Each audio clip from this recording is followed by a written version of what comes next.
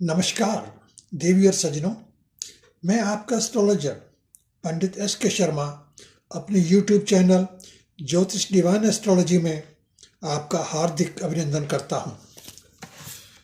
आज आपके लिए एक विशेष वीडियो मैंने तैयार की है जिसका विषय है दीपदान यानी कि ज्योत जगाना। ज्योत जगाने का इतिहास बहुत ही प्राचीन है। संसार के हर एक धर्म में ज्योत को बहुत ही अधिक महत्व दिया गया है। भारतीय संस्कृति में तो दीपदान के बिना कोई भी पूजा पाठ अर्चना संभव हो ही नहीं पाती। घर में कोई भी विशेष कार्य हो, जैसे शादी विवाह, जन्म दिवस या कोई भी अन्य मांगलिक कार्य, प्रत्येक अवसर पर हम ज्योत अवश्य जगाते हैं। संसार के अन्य धर्मों में भी दीपदान का बहुत ही अधिक महत्व माना गया है।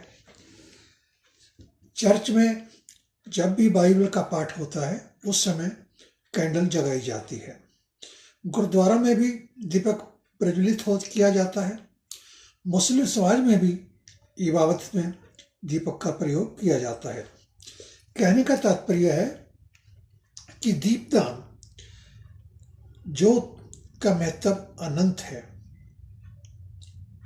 इससे हम अपने जीवन में सुख और समृद्धि ला सकते हैं, अपने कष्टों का निवारण कर सकते हैं, अपने ग्रहों को भी शांत कर सकते हैं। दोस्तों, आगे बढ़ते हैं और आपको बताते हैं कि दीपदान कैसे किया जाता है, दीपदान कब करें, दीपदान का सही समय क्या होता है और दीपदान से आप अपने कष्टों का निवारण कैसे कर सकते हो।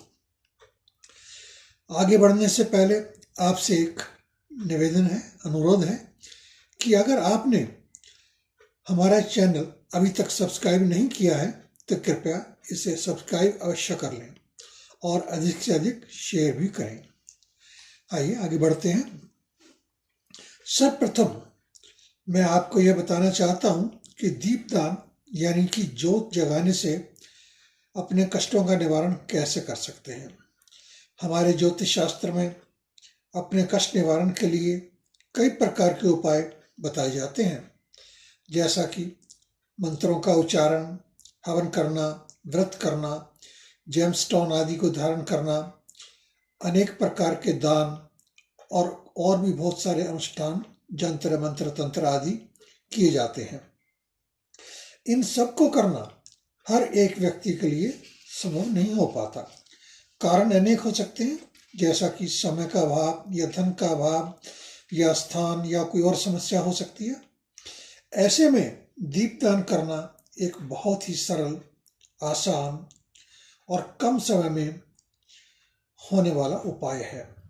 बहुत ही कम समय में आपको अपने मनोरथ पूर्ण करने का ये अति उत्तम साधन माना जा सकता है। अगर आप श्रद्धा और विश्वास से ऐसा करें तो आप अवश्य ऐसी अपने मनोरथ को पूर्ण कर सकते हैं। दोस्तों, दीपदान आरंभ करने से पहले आप कुछ आवश्यक बातों को जान लें।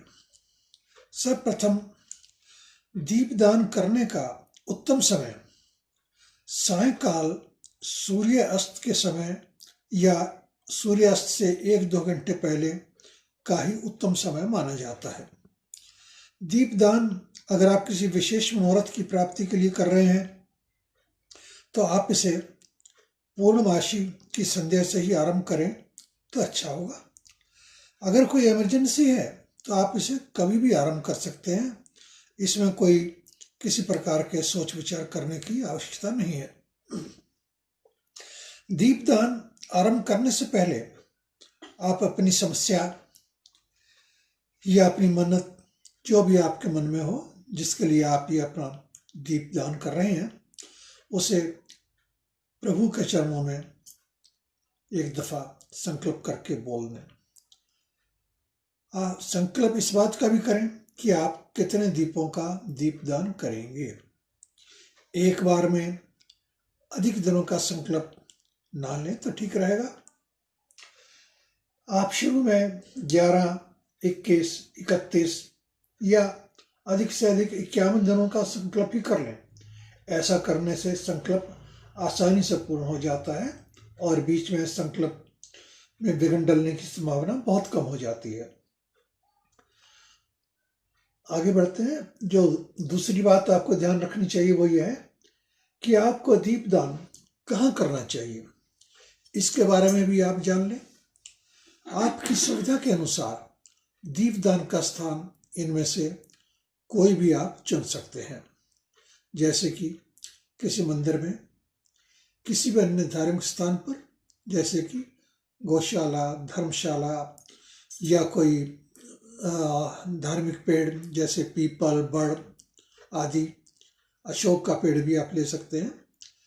किसी नदी का किनारा भी आप ले सकते हैं। अगर आप किसी ऐसे स्थान पर रहते हैं जहाँ कोई भी नदी आपके घर के पास है, जैसे गंगा, यमुना, सरस्वती, कोई भी नदी, आप इसके किनारे पे भी दीपदान कर सकते हैं। और अगर आप चाहें तो आप अपने घर या ऑफिस में बने हुए मंदिर में भी ये दीपदान कर सकते हैं। अपने घर के आंगन या छत पर भी दीपदान किया जा सकता है। नेक्स्ट पॉइंट, आप दीपक को कभी भी सीधे जमीन पर न रखें। आप दीपक को किसी स्टैंड या धातु की प्लेट में रखें। ध्यान दीजिए, शीशे की या चीनी मिट्टी की प्लेट नहीं होनी चाहिए। दीपक के लिए आप शुद्ध कपास की रुई का ही प्रयोग करें तो यह सबसे उत्तम है। अगर आपको केवल एक बत्ती का दीपक बनाना है तो आप खड़ी बत्ती ही बनाइए, यह ठीक रहेगी। अगर आप अपने मनोरथ के अनुसार एक या अनेक दीपदान का विधान, मैं रिपीट करता हूं, आपके मनोरथ के अनुसार एक या अनेक दीपदान का विधान भी माना जाता है, जो 1 से लेकर 108, 1000, 10,000 यहाँ तक कि 1 लाख भी हो सकता है। दोस्तों, अब ये सवाल उठता है कि 10,000 या अधिक संख्या में दीपदान करना तो बहुत कठिन कार्य है, और ये कैसे कर सकते हैं? मित्रों, ऐसा नहीं है। ये कार्य काफी आसान है, इसमें कोई कठिनाई आपको नहीं आएगी, जिसकी विधि मैं आपको बताने जा रहा हूं। सर्वप्रथम पहले आप दीपक की बत्तियां बना लें, जितनी भी आवश्यकता हो। मान लो कि आपको 10,000 दीपदान करना है, तो आप पहले 10,000 लेटी हुई बत्तियों की व्यवस्था कर लें। आप चाहें तो इसे घर में बना सकते हैं, और आपको रेडीमेड बत्तियां अपनी निकट की पूजा दुकान से भी आसानी से मिल जाएंगी। अब आप कुछ बड़े दीपक में 100 या 200 बत्तियां इकट्ठी रख लें। यहां तक कि 1000 बत्ती भी इकट्ठी रखी जा सकती है, लेकिन आपके दीपक का साइज उसी हिसाब से बड़ा भी होगा।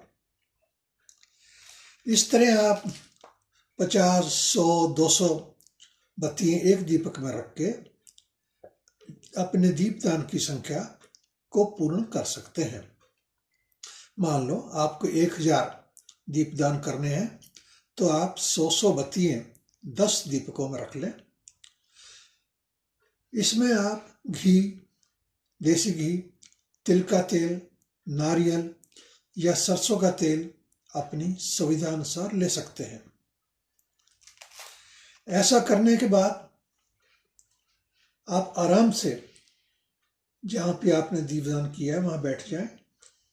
अच्छा ये होगा कि आप कम से कम 2 घड़ी वहां पे अवश्य बैठें। 2 घड़ी से मतलब 24 मिनट की एक घड़ी होती है। 2 घड़ी आपको लगभग 50 मिनट, आपसे समझ लीजिए 50 मिनट आपको वहां बैठना ही चाहिए। इस दौरान आप जो भी पाठ करना चाहें आप उसे कीजिए।